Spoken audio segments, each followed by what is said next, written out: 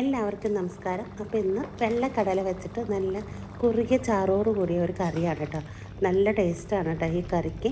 അപ്പോൾ ഇത് ചോറിനും ചപ്പാത്തിക്കും പുട്ടിനും അപ്പത്തിനും പൂരിക്കൊക്കെ അടിപൊളി കറിയാണ്. അപ്പോൾ ഇത് നല്ല ടേസ്റ്റോടു കൂടിയാണ് കേട്ടോ ഞാൻ ഇന്ന് ഈ കറി തയ്യാറാക്കുന്നത്. അപ്പോൾ തലേ ദിവസം കടല വെള്ളത്തിലിട്ടിട്ടുണ്ടായിരുന്നു. 2 കപ്പ് കടലയാണ് കേട്ടോ ഞാൻ വെള്ളത്തിലിട്ടിരിക്കുന്നത്. എന്നിട്ട് ഇതാ കഴുകിയിട്ട് കുക്കറിലേക്ക് ഇട്ട് കൊടുക്കാം. 2 ഗ്ലാസ് വെള്ളം, ആവശ്യത്തിനുള്ള ഉപ്പും മഞ്ഞൾപ്പൊടിയും വെച്ചിട്ട് നമുക്കിതൊന്ന് കുക്കറിൽ വേവിക്കാൻ വെച്ചിട്ടുണ്ട്. അപ്പോൾ അതാ ഒരു വലിയ പഴുത്ത തക്കാളി മിക്സിയുടെ ജാറിലേക്ക് ഇട്ട് കൊടുത്തിട്ട് അതൊന്ന് അടിച്ച് മാറ്റി വയ്ക്കണം. ഞാൻ തക്കാളിയുടെ പേസ്റ്റ് വേറൊരു പാത്രത്തിലേക്ക് മാറ്റിയിട്ടുണ്ട് കേട്ടോ. ഇനി അതിലേക്ക് 2-3 പച്ചമുളക്, ഒരു 10 കാഷ്നട്ട്, 3-4 വെളുത്തുള്ളി, ഒരു ചെറിയ പീസ് ഇഞ്ചി, 2 വലിയ സ്പൂണ് തൈര്, പിന്നെ ഇതാ 1/4 ടീസ്പൂൺ മഞ്ഞൾപ്പൊടിയാണ് കേട്ടോ ഇട്ട് കൊടുക്കുന്നത്. പിന്നെ വേണ്ടത് കുരുമുളക് പൊടി, അതൊരു ടീസ്പൂൺ ഇട്ട് കൊടുക്കാം.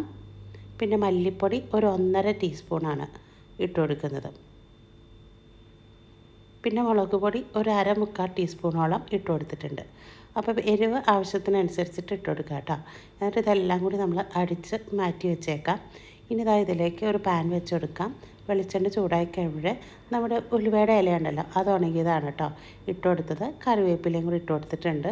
2 പച്ചമുളകും കൂടി കീറി ഇട്ട് കൊടുക്കുക കേട്ടോ. പിന്നെ ഇനി നമ്മൾ നേരത്തെ മാറ്റി വെച്ചിരിക്കുന്ന തക്കാളി അടിച്ചതുണ്ടല്ലോ, അതാ ഇതിലേക്ക് ഒഴിച്ചെടുത്തിട്ടുണ്ട്.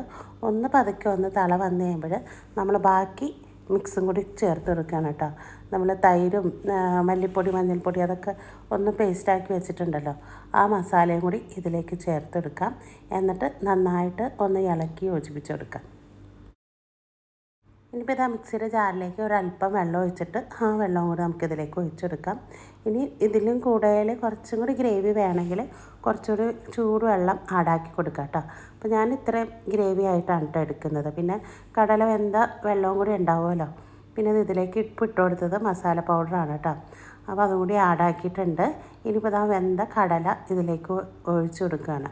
എന്നിട്ട് നന്നായിട്ട് മിക്സാക്കി കൊടുക്കാം. ഇനിയിപ്പോൾ ഇത് രണ്ടും കൂടി ഒന്ന് നല്ലപോലെ ഒന്ന് തിളച്ച് വറ്റി ഒന്ന് വരണം. അപ്പോൾ കടലയും മസാലയൊക്കെ കൂടി നന്നായിട്ടൊന്ന് യോജിച്ച് വരണം. ഉപ്പ് ആവശ്യമുണ്ടെങ്കിൽ ഉപ്പും കൂടി ഇട്ട് കൊടുക്കാം.